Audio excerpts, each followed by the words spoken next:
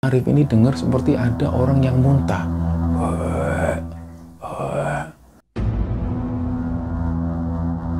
Dan begitu disenter, orang ini langsung noleh ke arah Arif sambil dengan wajah yang menyeramkan.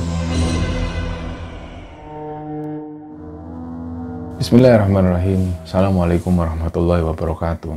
Sobat Kembar Sunyi dimanapun berada, pada kesempatan kali ini saya akan bercerita tentang kisah yang pernah terjadi di sekitaran tahun 80-an, di mana kisah ini bercerita tentang sumpah pocong yang dialami oleh Mbah Murti.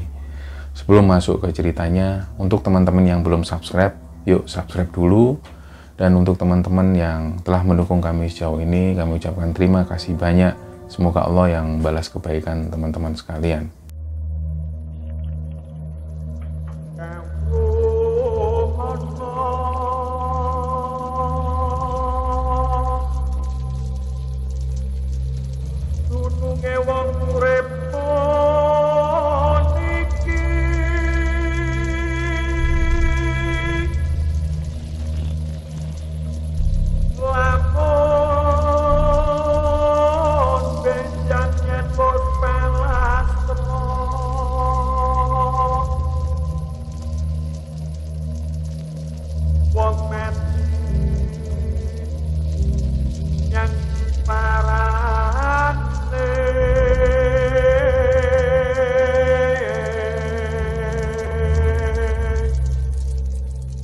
Jadi cerita ini dilatar belakangi di sebuah pedesaan terpencil.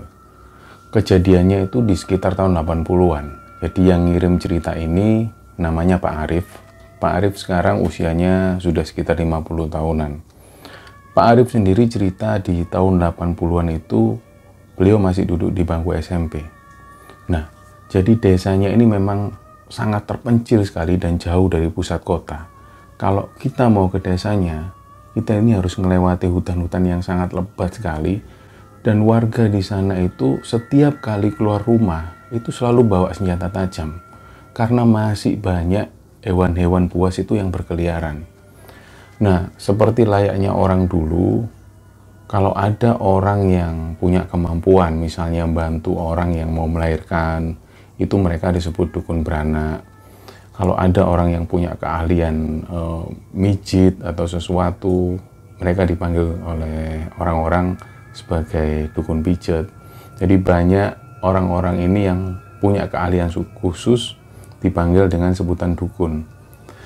Nah, ada satu orang, mereka ini memanggilnya Mbah Murti. Mbah Murti ini usianya sekitar 60 tahunan lebih. Beliau ini profesinya sebagai dukun beranak di desa itu. Jadi setiap kali ada warga yang mau melahirkan, selalu cari yang namanya Mbah Murti ini. Mbah Murti sebenarnya punya 2 orang anak, tapi 2 orang anaknya ini sudah lama sekali tinggal di kota dan sudah berumah tangga di sana. Jadi Mbah Murti di sana cuma tinggal dengan 1 orang pembantu rumah tangga, yang orang-orang memanggilnya dengan Mbak atau Mak Asih. Jadi Mak Asih ini tinggal di sana sudah lama sekali, sudah dari sejak anak-anaknya Mbah Murti masih kecil, Mak Asih sudah tinggal di situ. Jadi setiap kali kalau ada orang yang melahirkan, Mbah Murti ini selalu bersama Mak Asih yang menuju ke rumah orang tersebut. Nah, orang-orang atau warga desa ini sebenarnya sudah tahu kalau Mbah Murti ini punya satu sikap atau punya satu sifat yang sangat temperamen sekali. Orangnya mudah marah, dan kalau ngomong ini selalu ketus. Jadi setiap kali kalau ada orang yang membutuhkan jasanya, itu dia ini selalu jawab dengan jawab seentengnya. Jadi ada anak-anak kecil, Mbah, ada orang yang mau melahirkan. Ya wes, kono boleh. Jadi dia disuruh pulang. Nah, nggak lama kemudian Mbah Murti memang tetap datang. Cuman dengan beliau yang diam, terus dia nggak banyak omong, dan kalau selalu ngomong ini kalau selalu ketus. Nah, Mbah Murti ini selalu seperti itu. Tapi karena orang-orang atau warga kampung itu sudah terlanjur percaya dengan Mbah Murti, dan selain itu nggak ada lagi dukun beranak selain Mbah Murti, jadi orang-orang tetap pakai jasa Mbah Murti.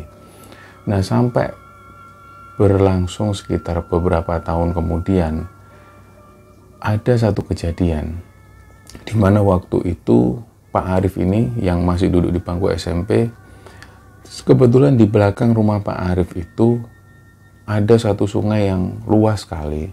Biasanya anak-anak seumuran Arif waktu itu memang melakukan aktivitas di sana. Ada yang mancing, kadang juga cari ikan di pinggir-pinggir sungai seperti itu.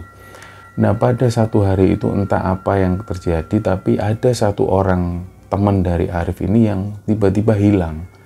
Nah, kepanikan itu sampai siang hari. Kemudian warga kampung ini mengetahui hal itu dan orang tua dari anak yang hilang ini langsung menuju ke lokasi. Jadi warga kampung semua ini panik, dan sebelumnya memang warga kampung sudah tahu kalau sungai ini adalah sungai yang angker. Ada siluman air berupa sosok perempuan yang mengerikan di sana yang dipercaya oleh warga seringkali mengambil anak-anak kecil untuk dijadikan tumbal. Nah, warga kemudian berpikir kalau ini adalah perbuatan makhluk halus itu. Jadi warga ini sempat bingung, yang orang tuanya ini nangis di pinggir kali tanpa harus bisa ngapa-ngapain, karena mereka juga nggak tahu apa yang harus dilakukan. Karena aliran air ini benar-benar deras sekali dan nggak ada yang berani turun ke bawah. Dan nggak lama kemudian di sekitar sore hari, sosok Mbah Murti ini tiba-tiba datang. Terus beliau ini berdiri di pinggir sungai sambil tangannya di belakang. Mbah Murti ini noleh ke kanan, noleh ke kiri dengan perawakannya yang seperti itu.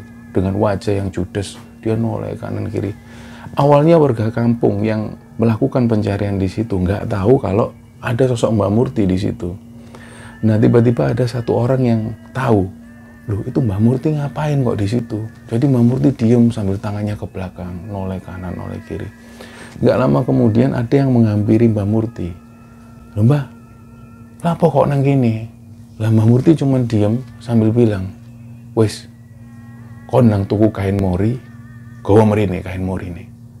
Nah, warga yang saat itu diberitahu oleh sosok Mbah Murti untuk disuruh beli kain mori, awalnya juga heran loh, kenapa kok tiba-tiba Mbah Murti ini nyuruh beli kain mori atau kain kafan.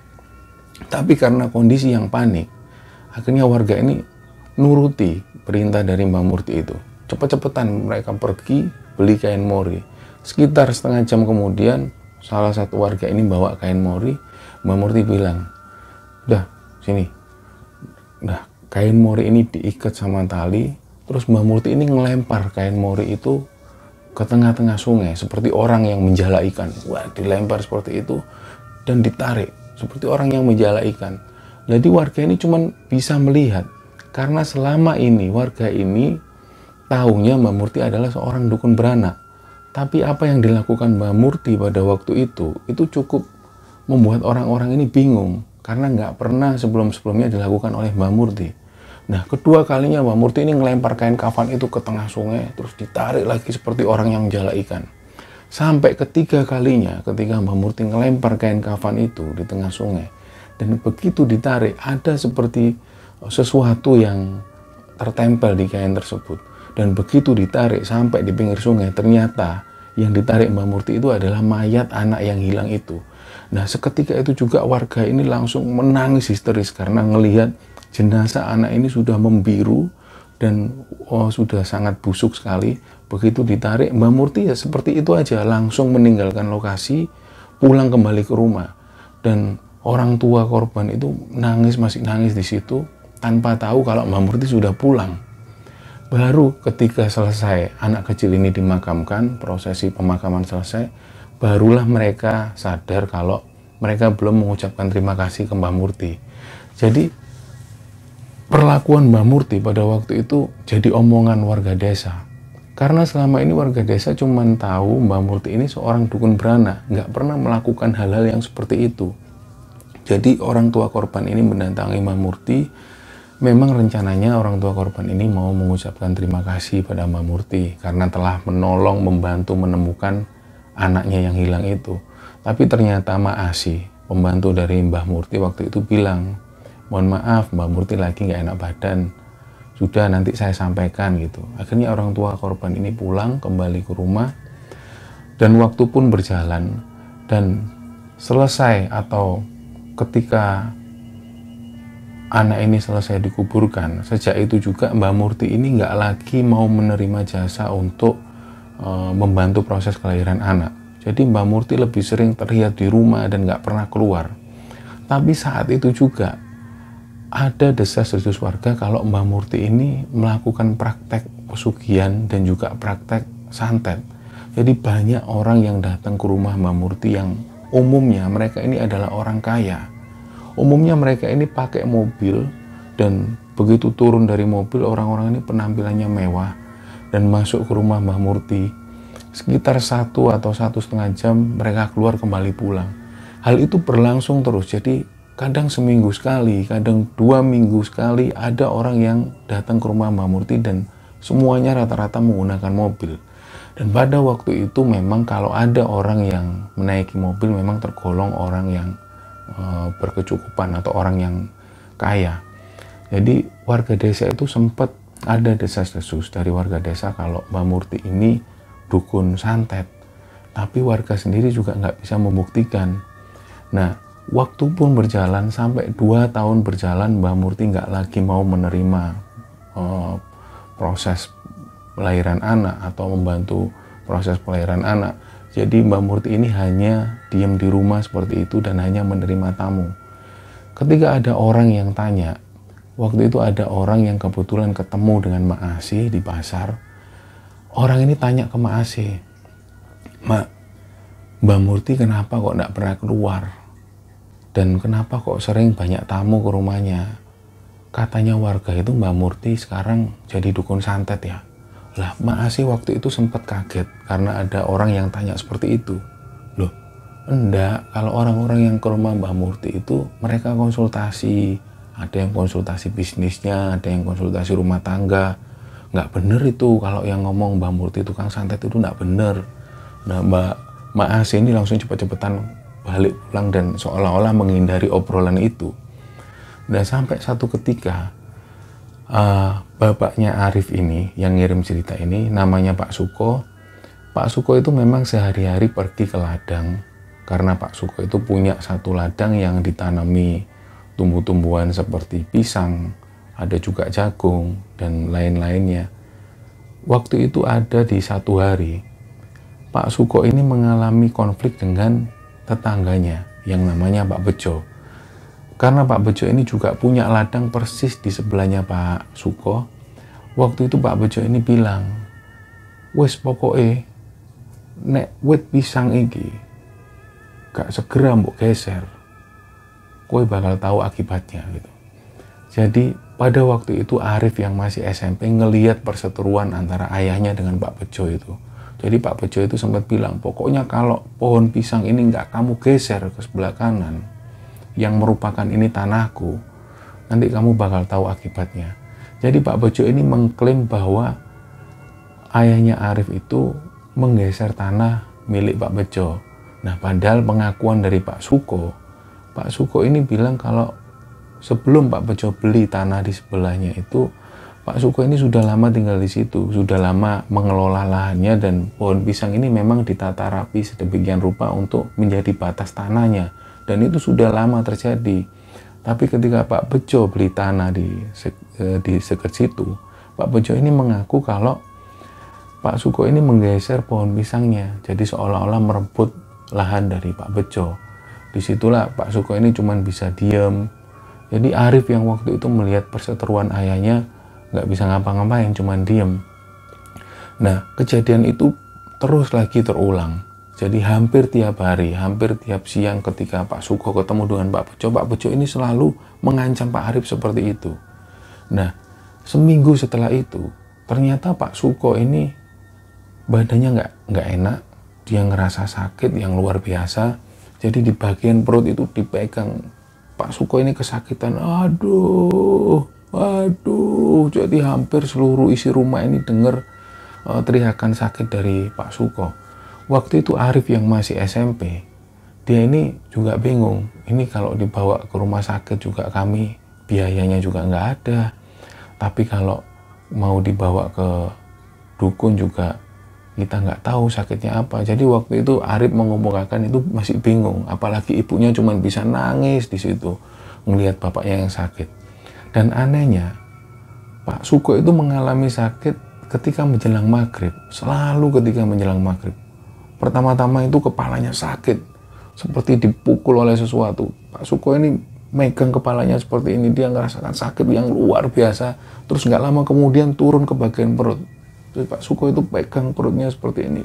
Waduh, sambil teriak-teriak seperti itu. Dan kejadian itu hampir tiap malam. Sampai pada satu ketika, 7 hari berjalan Pak Suko mengalami sakit itu, ada warga itu yang menyarankan, sudah kamu bawa bapakmu itu ke Kiai Gufron. Nah kebetulan di situ ada satu pesantren yang jaraknya sekitar 15 km dari rumah mereka. Jadi orang ini menyarankan kalau nyuruh bawa bapaknya Arif ini ke pesantren itu, nama kiainya Kiai Gufron. Langsung lah dari ibunya Arif ini langsung bawa bapaknya menuju ke pesantren itu. Dan begitu sampai di pesantren itu, Kiai Gufron itu lagi santai. Dia duduk sama santri-santrinya ngajar ngaji karena pesantrennya juga nggak terlalu besar. Dan waktu itu Kiai Gufron itu langsung ngelihat ke arah luar. Begitu orang-orang ini bopong bapaknya Arif, langsung Kiai Gufron itu lihat, tungguin. Langsung Kiai Gufron ini berdiri dari tempat duduknya, terus dia tanya, ya Allah, astagfirullahaladzim. Kiai Gufron bilang seperti itu. Iku loh, bapakmu gitu loh, ono sing nyekel teko mburi, sing jambak rambutnya, terus tangan kiwone iku nggawa senjata nang ngisore. Jadi pengakuan dari Kiai Gufron seperti itu. Ada sosok tinggi besar hitam di tangan kanan sosok besar ini seperti menjambak rambut dari Pak Suko, dan di tangan kirinya itu megang senjata yang ditusukkan ke perut Pak Suko. Makanya posisi Pak Suko itu ketika dibawa ke pesantren itu posisinya seperti ini, sambil kesakitan, sambil terus mengerang kesakitan. Nah Kiai Gufron bilang, wes kene, turokno kene. Begitu ditidurkan di satu ranjang, terus Kiai Gufron ini nyuruh santri-santrinya, tolong ambil daun-daun kelor di depan itu. Jadi santri-santrinya langsung berebutan ngambil daun-daun kelor, dan Kiai Gufron juga minta satu ember besar yang diisi air. Di situ santri-santrinya disuruh berdoa. Wes ayo ndang diwacana donga.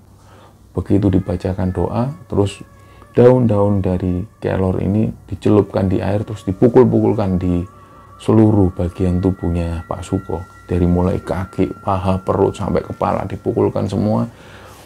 Pada saat dipukulkan itu, Pak Suko ini sekali lagi mengerang kesakitan. Aduh. Tapi nggak lama kemudian, Pak Suko ini seperti tertidur lelap. Dan seperti nggak merasakan sakit lagi. Nah setelah itu Kiai Gufron ini ngobrol dengan ibunya Arif, ngobrol. Di situ Arif juga dengerin, dan ada beberapa warga desa di situ yang dengarkan. Kiai Gufron bilang kalau bapakmu ini salah apa? Suami jenengan ini salah apa kok sampai dibuat orang seperti ini? Nah ibunya Arif yang waktu itu ada di situ cuma bisa nangis. Saya juga nggak tahu Pak Kiai. Nah, waktu itu Arif ini juga cuman diem, nggak berani ngomong ke kiainya. Nah, terus Kiai Gufron bilang, ya sudah, setelah ini segera dibawa pulang. Nanti kalau ada keluhan lagi, sudah dibawa sini aja. Tapi kalau memang bisa didoakan di rumah, didoakan aja di rumah seperti yang tak lakukan tadi, kata Kiai Gufron. Nah, pas Kiai Gufron ngobrol seperti itu, tiba-tiba Pak Suko ini tiba-tiba dia ini duduk, terus muntah. Pak Suko ini muntah yang hebat sekali. Wah, dan begitu muntah, dari mulutnya itu keluar darah, dan ada di situ silet, ada paku-paku kecil, ada pecahan-pecahan kaca. Nah, orang-orang yang ngelihat pada waktu itu, termasuk Kiai Gufron itu juga kaget dengan apa yang dilakukan oleh Pak Suko. Dia ini muntah darah, dan di bawah itu tercecer serpian-serpian benda-benda tajam itu.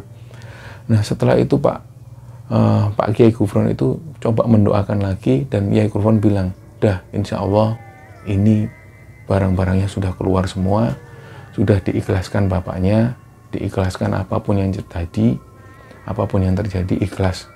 Dia bilang ke ibunya, juga bilang ke Arif, bilang seperti itu. Nggak lama setelah itu Pak Suko ini dibawa pulang ke rumah. Dan ketika dibawa pulang ke rumah, selesai maghrib itu Pak Suko meninggal.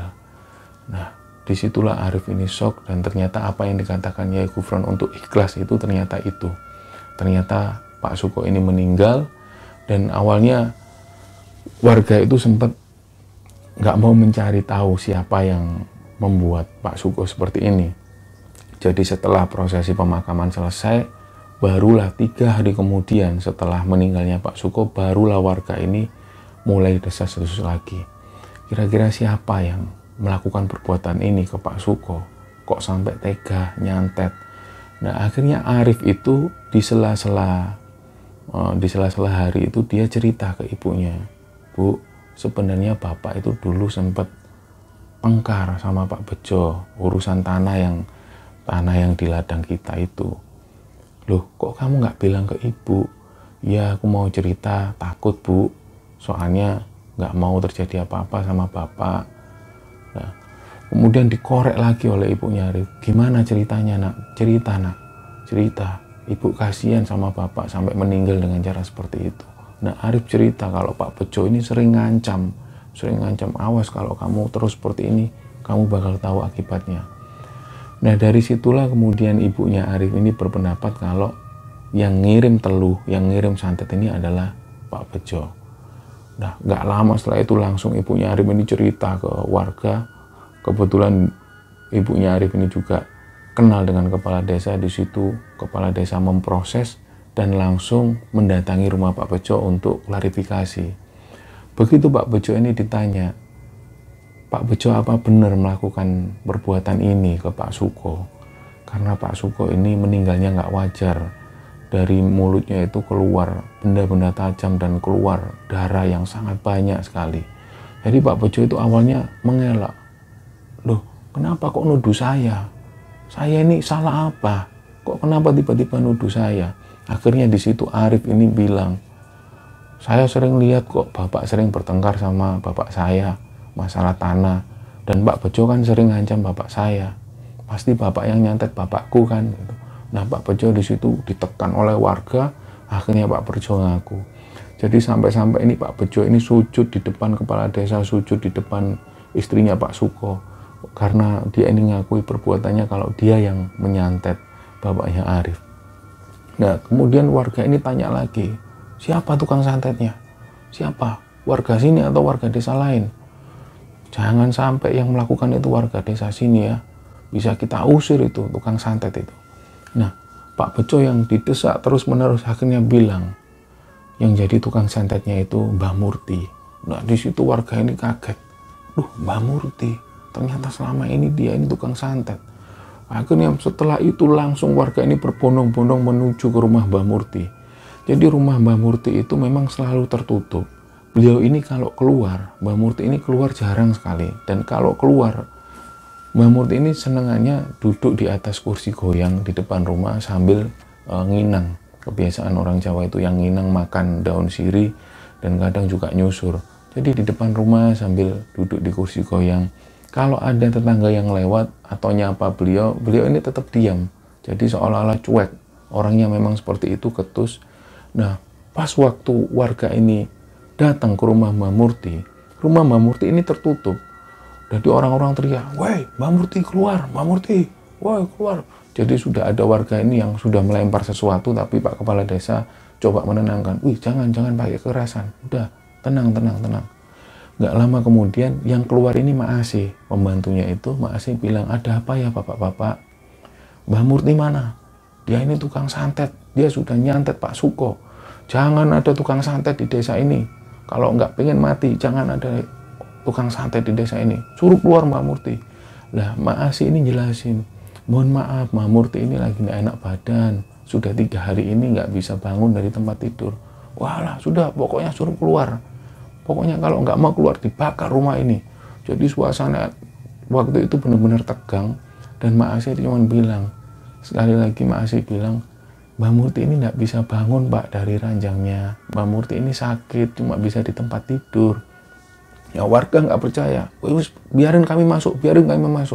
Jadi orang-orang nyelonong masuk. Begitu masuk di kamar, orang-orang ini ngelihat Mbah Murti ini cuman tertidur di atas ranjang dan matanya melotot ke arah atas. Jadi benar-benar Mbah Murti ini aneh. Wajahnya pucat dan rambutnya terurai panjang sampai ke bawah. Di bawah itu ada baskom yang berisi air dan banyak sekali benda-benda yang aneh di situ. Nah, warga ini langsung nunjuk, "Weh Murti, bangun kamu, Mbah Murti, tukang santet, tukang santet." Mbah Murti cuma diem aja di situ. Nah, kejadian itu sampai sore hari, sampai kemudian warga ini pulang sendiri-sendiri ke rumahnya karena melihat kondisi Mbah Murti itu cuma diam di situ dan hanya matanya melotot ke atas. Nah, keesokan harinya, Bapak Kepala Desa itu kembali mendatangi rumah Mbah Murti dan kebetulan di situ ada Mak Asih. Jadi Pak Kepala Desa ini bilang ke Mak Asih, "Mak, tolong bilang ke anak-anaknya Mbah Murti yang ada di kota, suruh pulang. Suruh untuk segera menyelesaikan urusan ini. Karena ini urusan yang penting sekali. Ini urusan akan jadi besar kalau nggak segera diselesaikan." Nah, Mak Asih itu dengan kondisi panik, "Iya Pak, nanti saya hubungi anak-anaknya yang ada di kota." Ternyata 2 hari kemudian 2 orang anak Mbah Murti ini datang, dan setelah itu ada satu dialog antara kepala desa dengan 2 orang anak Mbah Murti itu. Pak Kepala Desa ini mengungkapkan kalau ada warga yang meninggal dan disinyalir warga ini meninggal karena santet, dan pengakuan dari orang yang menggunakan jasa santet itu Mbah Murti ini sebagai tukang santetnya. Lah awalnya 2 orang anaknya ini juga nggak percaya. Lu mana mungkin ibu saya seperti itu. Wong ibu itu dari dulu profesinya cuma dukun beranak. Apalagi setiap bulan itu juga kami kirim uang. Mana mungkin beliau bisa halal semacam itu. Nah, Pak RT sempat bilang ke 2 orang anaknya, "Mas, sudahlah mas, ini daripada menjadi konflik yang besar. Jadi memang kalau hal-hal seperti ini nggak bisa dibuktikan, karena memang nggak ada alat buktinya." Lah 2 orang anak Mbah Murti ini tanya, "Terus gimana Pak? Kami harus gimana? Masa kami harus mengakui kalau ibu kami ini tukang santet?" Nah, warga yang nunggu di depan situ teriak-teriak, "Udah keluar Mbah Murti, Mbah Murti, Mbah Murti tukang santet." Banyak yang gitu. Nah, Bapak Kepala Desa ini juga bingung. Ini dengan cara apa harus membuktikan bahwa Mbah Murti ini benar-benar tukang santet? Nah, di situ Bapak Kepala Desa diem, dan nggak lama kemudian ada orang-orang yang teriak, "Udah, sumpah pocong aja, sumpah pocong."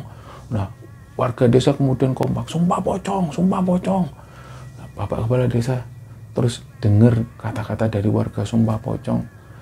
Terus Bapak Kepala Desa bilang ke 2 orang anak Mbah Murti, "Mas, gimana kalau Mbah Murti kita lakukan sumpah pocong aja?" Nah, 2 orang anak Mbah Murti ini awalnya juga nggak terima. "Pak, jangan melakukan hal-hal seperti itulah Pak. Karena sumpah pocong itu pernah dilakukan oleh warga sini dan pada akhirnya warga itu meninggal." Nah, dulu memang ada di warga situ yang melakukan sumpah pocong dan berakhir dengan meninggal. Bapak Kepala Desa menjelaskan, itu berarti memang orang tersebut memang ternyata terbukti bersalah mas. Kalau memang nggak terbukti bersalah, mereka akan baik-baik saja. Justru dengan sumpah pocong ini, kita akan membuktikan siapa yang benar dan siapa yang salah.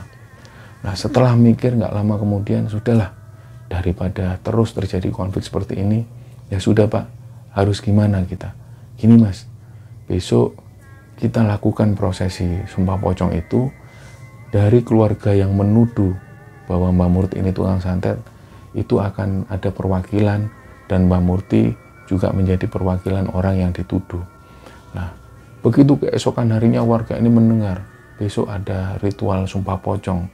Jadi di situ ada musola kecil yang letaknya ada di pinggir sungai. Disitulah dilakukan prosesi ritual sumpah pocong itu. Jadi Mbah Murti ini dipopong oleh 2 orang anaknya, dan 1 orang dari keluarga Pak Suko itu diwakili oleh Arif.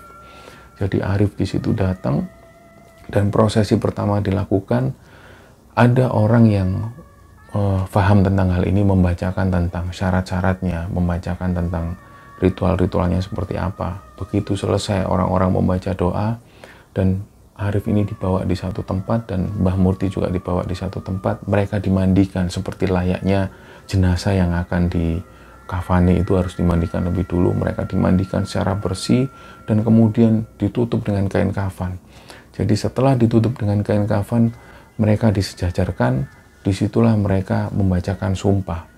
Bahwa masing-masing membacakan sumpah, mereka menyatakan kalau tidak melakukan perbuatan itu.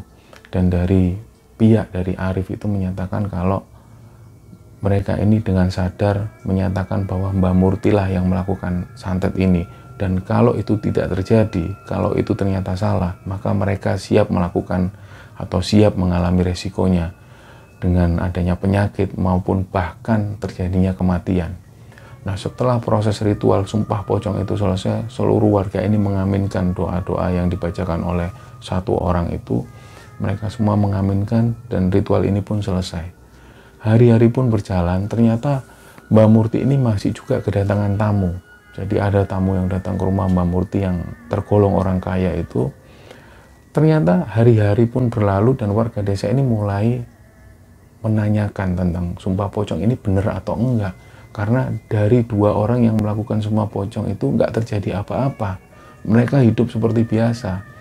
Nah, satu hari itu ada bapak-bapak yang sedang duduk-duduk di warung kopi dan mereka itu sedang ngobrol tentang sumpah pocong yang sempat dilakukan oleh Mbah Murti juga yang dilakukan oleh Arif itu. Jadi mereka ini bertanya-tanya, ini kan sudah hampir 2 minggu kok belum terjadi apa-apa. Jangan-jangan sumpah pocong itu memang nggak terjadi apa-apa, cuman sekedar prosesi ritual. Nah, ada pemilik warung kopi yang sambil ngaduk kopi, dia bilang dengan santainya, loh ini kan belum 40 hari. Sumpah pocong itu baru bisa dibuktikan kalau sudah 40 hari. Lihat, kalau sudah 40 hari kita lihat siapa yang benar, siapa yang salah.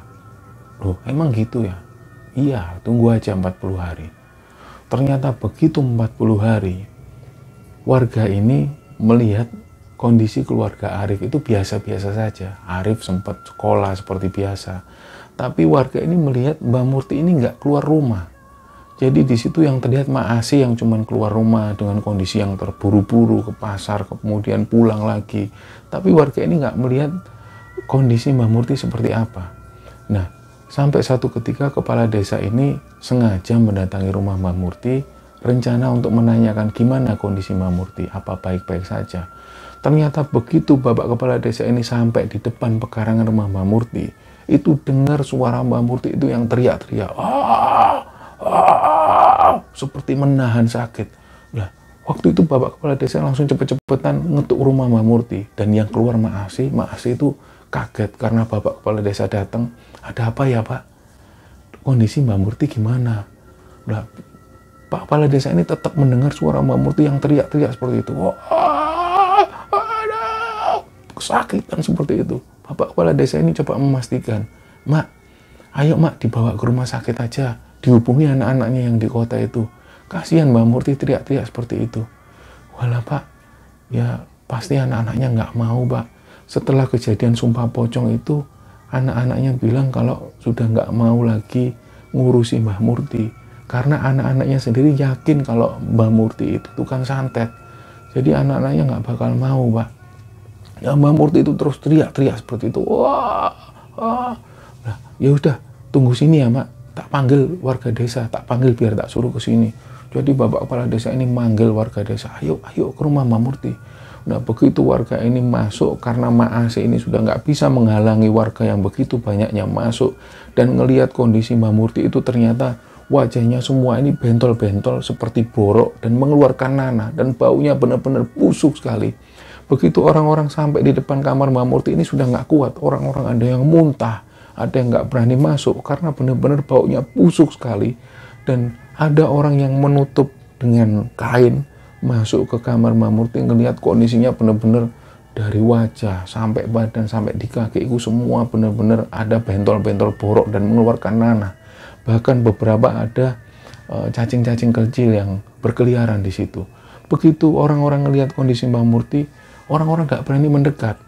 Nah, sampai kemudian bapak kepala desa ini bilang, ayolah, ayo besok aja kita cari cara lagi, besok kita kembali ke sini. Nah, sedangkan Mbah Murti ini teriak-teriak, mulailah warga ini desas-desus kalau Mbah Murti ini sudah terkena akibat dari sumpah pocong itu. Benar-benar Mbah Murti itu kesakitan. Ternyata Bapak Kepala Desa itu menggelar satu rapat di sebuah balai desa. Bapak Kepala Desa bilang kalau ini Mbak Murti ini harus segera kita urus, harus kita bawa ke rumah sakit karena kondisinya seperti itu, dan 2 orang anaknya yang di kota itu sudah nggak mau ngurusin Mbak Murti. Kita sebagai warga desa harus ngurus Mbak Murti ini seperti apa. Ayo kita bawa ke rumah sakit, kita beri pengobatan. Nah, warga desa ada yang nggak setuju. Wah, udah biarin aja Pak, biarin. Itu memang benar-benar terbukti kalau Mbak Murti tukang santet. Udah biarin aja. Nah, tapi ada juga beberapa warga itu yang mau dengan kata-kata dari Pak Kepala Desa. Mereka nurut dan kemudian pakai cara, ada yang pakai seperti kain yang dibuntel-buntel supaya nggak kecium bau busuknya. Dan begitu warga desa mau menuju ke rumah Mbak Murti, ternyata Mak Asih ini keluar sambil berderai air mata. Dia ini nangis. Loh, kenapa Mak? Kenapa Mak? Mbak Murti sudah meninggal Pak. Mbak Murti sudah meninggal. Innalillahi wa inna rojiun. Jadi kebetulan warga yang sudah banyak di situ yang rencananya mau membersihkan rumah Mbak Murti, yang mau bawa Mbak Murti ke rumah sakit, waktu itu juga shock. Dan ada juga yang kasihan Mbak Murti meninggal dengan cara seperti itu. Nah, nggak lama setelah itu akhirnya ya sudah, ayo kita urus jenazahnya. Nah, begitu warga masuk ke kamar Mbak Murti, semua ini benar-benar luar biasa, muntah-muntah karena bau busuk yang sangat busuk sekali. Jadi orang-orang ini memang sering mendengar ketika Mbak Murti sakit itu, orang-orang itu sering dengar kalau Mbak Murti itu sering teriak-teriak bahkan seperti muntah. Nah, ternyata Mak Asih itu cerita kalau Mbak Murti itu sering muntah, dan muntahannya itu ada paku-paku kecil, kadang juga ada pecahan kaca, dan selalu muntah seperti itu. Nah, begitu meninggalnya, orang-orang itu nggak berani megang jasadnya Mbak Murti karena benar-benar banyak sekali borok dan nanah-nanah masih keluar netes. Benar-benar busuk waktu itu. Jadi warga-warga ini langsung memutuskan, ya sudah langsung disiram air di situ. Disiram air seadanya sampai benar-benar agak bersih, baru kemudian diproses dimandikan apa adanya dan dibungkus kain kafan. Setelah itulah langsung dimakamkan, sore itu juga dimakamkan. Setelah itu warga langsung sering kali ngobrol atau membicarakan tentang sosok Mbah Murti itu. Yang mereka tahu bahwa Mbah Murti dulu ini dukun beranak, kok bisa-bisanya jadi dukun santet dan meninggal dengan cara seperti itu setelah melakukan sumpah pocong itu. Nah, malamnya ternyata ada orang-orang ini yang mengaku didatangi Mbah Murti. Jadi salah satunya adalah Arif itu sendiri. Malam itu Arif seperti biasa, selepas maghrib warga desa ini selalu masuk ke rumahnya, dan Arif waktu itu sudah siap-siap mau tidur. Ternyata dari luar rumah itu Arif ini dengar seperti ada orang yang muntah. Lah, karena ngerasa nggak enak atau nggak nyaman, Arif ini keluar coba ngintip siapa di luar. Begitu dibuka, ada sosok Mbah Murti itu yang dia ini sandar ke pagar sambil kepalanya ditundukkan ke bawah dan muntah. Lah, begitu Arif ini keluar buka pintu, dia ngambil senter dan disenter. Awalnya dia nggak tahu ini siapa. Begitu disenter dan orang ini masih terus muntah, dan muntahnya itu benar-benar ada cacing, ada benar-benar ulat-ulat di bawah itu benar-benar banyak sekali, dan orang ini terus muntah. Dan begitu disenter, orang ini langsung noleh ke arah Arif sambil dengan wajah yang menyeramkan, dan muntahnya benar-benar banyak. Waktu itu juga Arif ini masuk karena dia itu tahu kalau ini sosok Mbah Murti, dan dia benar-benar ngelihat ke arah Arif. Gak lama kemudian begitu Arif masuk kamar, sosok Mbah Murti ini seperti ngece, jadi seperti ngeledek. Seolah-olah sosok Mbah Murti ini ada di belakang rumah. Begitu terus mengelilingi rumah Arif. Jadi Arif dan ibunya waktu itu benar-benar takut. Jadi ibunya itu nangis di situ, nangis ketakutan, dan Arif itu cuma bisa diem, lari ke depan, lari ke belakang, bingung. Karena suara dari Mbah Murti ini terus seperti meledek. Lah, kejadian itu sampai sekitar 1 jam berjalan, dan gak lama setelah itu suara ini tiba-tiba hilang.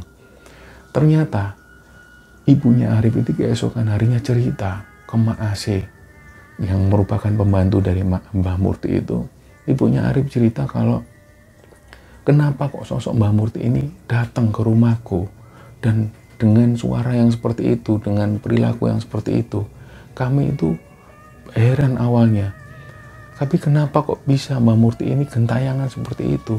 Lah Mak Asih itu cuma diem. Mak Asih terus bilang kalau, lah gimana Bu? Lah wong saya aja selalu ditemenin kok. Setiap hari Mbah Murti itu selalu duduk di kursi goyang ini. Ketika aku bilang, loh Mbah kok di sini Mbah?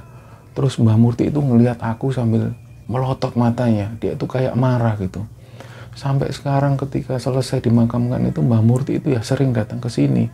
Jadi pengakuan dari Mak Asih gitu. Akhirnya ya ibunya Arif ya pulang dengan nggak dapat apa-apa. Jadi ibunya Arif pulang, terus ternyata keesokan harinya ada warga yang mengaku kalau didatengin sosok Mbah Murti. Dari nama orang ini adalah Pak Yusuf. Pak Yusuf ini kerjanya di luar kota dan kadang-kadang pulang 2 bulan sekali, kadang pulang 1 bulan sekali. Waktu itu beliau pulang selepas maghrib, di mana hari sudah mulai gelap dan bawaan Pak Yusuf ini banyak. Pak Yusuf ini nggak tahu kalau Mbah Murti itu sudah meninggal karena beliau pulang terlambat. Pak Yusuf ini melewati depan rumah Mbah Murti. Pak Yusuf melihat Mbah Murti itu duduk di kursi goyang sambil menggoyang-goyangkan badannya gitu. Pak Yusuf seperti biasa nyapa Mbah Murti. Mbah, monggo Mbah gitu. Mbah Murti itu diam aja. Jadi Pak Yusuf ya biasa jalan seperti biasa menuju ke rumahnya. Dan ketika jalan, Pak Yusuf ini bau bangkai yang benar-benar busuk. Kok bau bangkai? Dia lihat ke bawah, nggak ada apa-apa, terus jalan. Tapi bau bangkai ini terus. Nah, begitu Pak Yusuf ini jalan, ada cahaya dari bulan yang remang-remang itu ngelihat seperti ada orang yang berjalan di belakangnya. Dan tapi seolah-olah itu yang di belakang ini seperti terbang. Jadi awalnya Pak Yusuf nggak curiga, tapi lama-kelamaan bau busuk ini terus bau yang benar-benar menyengat hidung. Terus Pak Yusuf ini noleh ke arah kanan, ternyata di situ ada sosok Mbah Murti. Asu, asu, asu. Mbah Murti teriak seperti itu. Nah, Pak Yusuf ini lari. Karena dia ini nggak tahu apa-apa, lu kenapa kok Mbah Murti ini teriak-teriak seperti itu. Begitu sampai di rumahnya, dia cerita ke istrinya kalau baru aja Mbah Murti itu neriaki dia dengan kata-kata asu-asu. Jadi kalau di bahasa Indonesia itu anjing-anjing gitu. Dia cerita ke istrinya itu shock dengan cerita Pak Yusuf. Pak, yang bener Pak. Iya, Mbah Murti itu loh. Kok dia itu bilang asu-asu ke aku. Gila orang itu. Pak Yusuf bilang gitu, loh Pak, Mbah Murti itu sudah meninggal, sudah seminggu yang lalu. Hah? Pak Yusuf itu kaget. Yang bener lah Bu, barusan dia itu ngikutin aku terus sambil teriak-teriak asu-asu gitu. Iya Pak, Mbah Murti itu sudah meninggal. Dia itu meninggal karena sumpah pocong itu. Dan Mbah Murti itu meninggalnya nggak wajar. Nah Pak Yusuf itu cuman bener-bener terbengung dengan kata-kata istrinya. Jadi yang tak lihat itu tadi siapa gitu. Ternyata kejadian itu benar-benar dialami warga desa. Jadi beberapa minggu kemudian warga desa mulai ada desas-desus kalau Mbah Murti ini gentayangan, Mbah Murti gentayangan, menakuti warga desa. Nah, kepala desa waktu itu memutuskan, ayo kita bikin satu diskusi, kita bikin diskusi di sana, gimana solusinya untuk menangani kasus Mbah Murti ini supaya nggak bergentayangan lagi. Nah, malam itu selepas maghrib warga berbondong-bondong menuju ke balai desa. Jadi warga bawa senter, ada yang bawa obor menuju ke balai desa. Begitu warga sampai di balai desa, warga ini kaget karena di situ ngelihat ada sosok Mbah Murti itu duduk di atas kursi goyang sambil seperti ini di tengah-tengah balai desa. Jadi warga ini langsung berhenti, loh Mbah Murti, Mbah Murti, Mbah Murti. Mbah Murti ini sambil diam gitu, sambil ada di atas kursi goyang. Jadi waktu itu langsung warga desa ini pulang masing-masing kembali ke rumahnya, nggak berani lagi menuju ke balai desa karena ngelihat sosok Mbah Murti itu. Sampai pada akhirnya ternyata sekitar 14 hari berjalan, sosok Mbah Murti ini nggak lagi muncul. Nggak tahu apa sebabnya tiba-tiba hilang gitu aja, nggak ada lagi warga yang dihantui oleh sosok Mbah Murti. Nah, jadi itu cerita tentang sosok Mbah Murti yang terjadi di salah satu desa di Jawa Timur yang desanya sangat terpencil sekali, ada di lereng gunung yang ada di Jawa Timur. Dan dalam cerita ini kita nggak akan sebutin letak daerahnya karena permintaan dari Arif yang mengirim cerita. Nah, tentang sumpah pocong memang dalam Islam nggak ada ritual tentang sumpah pocong. Tapi dalam Islam ada semacam sumpah mubahala yang memang hampir mirip dengan sumpah pocong, tapi nggak pakai ritual-ritual semacam itu. Jadi sumpah mubahala itu adalah sumpah yang didasarkan pernyataan dari orang yang melakukan sumpah itu bahwa dia melakukan sumpah bahwa dia tidak melakukan apa yang dilakukan. Jadi semacam sumpah pernyataan. Nah, kejadian itu memang banyak terjadi di daerah-daerah Jawa Timur, sumpah pocong ini, dan umumnya mereka yang melakukan sumpah pocong, mereka yang bersalah akan mengalami kejadian yang naas, entah berakhir dengan sakit-sakitan dan sampai bahkan berakhir kematian. Nah, semoga kisah ini bisa diambil hikmah dan bisa diambil kesimpulan oleh teman-teman semua. Terima kasih. Wassalamualaikum warahmatullahi wabarakatuh.